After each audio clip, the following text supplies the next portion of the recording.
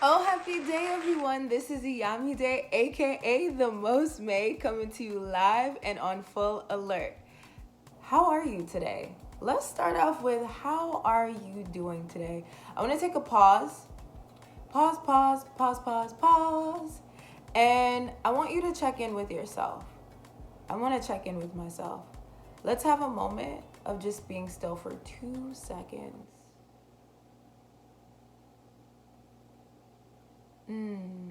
I legit meant 2 seconds. What did that feel like? Do you ever stop to take a pause? I'm gonna be honest with you. I started my intro because I was gonna get right to it, but I felt in my spirit that we needed to take a pause. Life is always moving, always going, ever changing, and it's so important that we find moments to pause, to be still. I'm silly. I am sometimes the most. Most of the time I'm the most. But at the same time, I get still. Just as much as I can be up here, I can be down here. Centered, still, quiet, and focused on being present in here. So I just wanted to stop and do that. This is gonna still be my intro.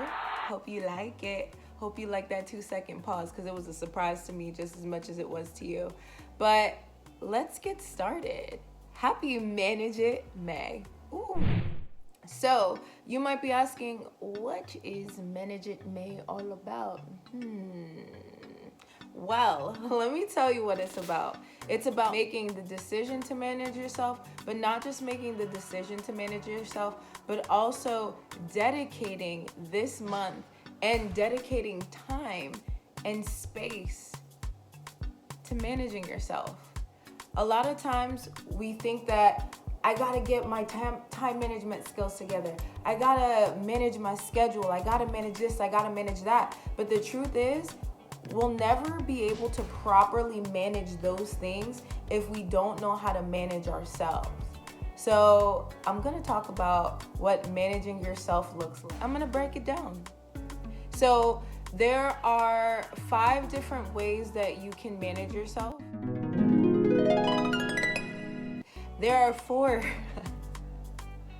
there are 4 different ways that you can manage yourself. And the 4 ways are identifying your values, identifying your non-negotiables, identifying your boundaries, and identifying your expectations. Today, we're gonna talk about our values to start it off. So before I dive into values, what they are, and how you can utilize them to manage yourself, I kind of want to reference something that helped me understand why it's so important to, first of all, learn to manage yourself. So there's this scripture that I hold near and dear to my heart that helps me process a lot of things, especially managing myself and just honestly everything that comes with life and remembering to make time for myself. And it is Mark 12:31, and it reads, "Love thy neighbor as thyself." So a lot of times when people read that scripture, they're thinking in their heads, like, I have to love my neighbor. It's all about my neighbor, aka it's all about the people that I interact with. It's just all about being a good person to other people. But I really believe that it's deeper than that. And when I got the revelation of it being deeper than that, it blew my mind. And like I said, it is a scripture that I hold near and dear to me. And the revelation that I got about it is that it says, love thy neighbor as thyself, or love your neighbor as yourself. What it's really saying is, in order for you to even love your neighbor, you have to love yourself. AKA, if you don't know how to love yourself, chances are you're not going to know how to love your neighbor. If you don't know how to make time for you and you make time for someone else, you actually might be running from a dry place. because you haven't spent time with yourself. You know, I think about times when I've had moments where I'm reaching burnout. And normally, to be honest, if I'm very truthful, I'm one of those people that would realize I was burnt out, like as I am coming out of burnout. And actually, there was a season in my life when I was traveling for work all across the state, and I was always on the go, barely ever home. And I was doing a whole bunch of social activities, engaging with people for fun and thinking that was a stress relief, but I was never resting. And because of that, I didn't realize I was burnt out until I was coming out of burnout, and I wasn't loving myself. In that time period, I recognized that I kind of didn't want to be around people. My patience was wearing thin. I was getting easily irritated, and that was a huge indicator to me that something was not right, because my natural personality is one that loves people. And actually, I gain a lot of energy from being around people. And also, not just that, but I tend to be really patient with people. I might not be patient with myself. You know, we're working on that. Girl's a work in progress. But it was just, I recognized, hey, something's wrong. The moment I wanted to kind of remove myself and go away and not be around people, red flag. The moment that I started having like a short ability to be understanding or have the normal amount of grace that I would towards people, that was a red flag. And that indicated that I needed to make time for myself. So with that being said, remember that example that I gave you, because I'm going to use that again. But I want you to know that if you are not loving yourself, you will never be able to properly love others. And that is something that I learned on the journey of growth and self-awareness. It's important not just to love your neighbor, but to also love on yourself, so that you can be the best for your neighbor as you are the best for yourself. So just to recap, your values are the standard that you set for yourself, or the baseline that help you to make sure that, number one, you're honoring yourself, you're staying true to yourself, and that you're also not running dry. I thought it would also be good to share with you the definition of values so that you can see where I'm getting this from. So there are a couple definitions, but the one that I'm going to use is going to connect with what I just shared with you.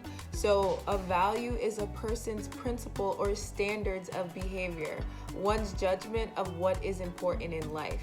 And that is relative. So basically, what's important to you. Multiple ways to manage yourself are through identifying what your values are, your non-negotiables, your boundaries, and your expectations. Why are you doing this? To build better self-awareness of who you are. What does that mean? That means understanding your flaws better, your likes, your dislikes, people, what you can handle, what you can't handle. But it's really identifying what core beliefs you want to have or already have, and creating a system where you count everything against those things. So if you're thinking, how am I gonna set these values? Where is this gonna come from? I wanna share my values and how I found them, at least how I found one of them, so that you can better build your own value system.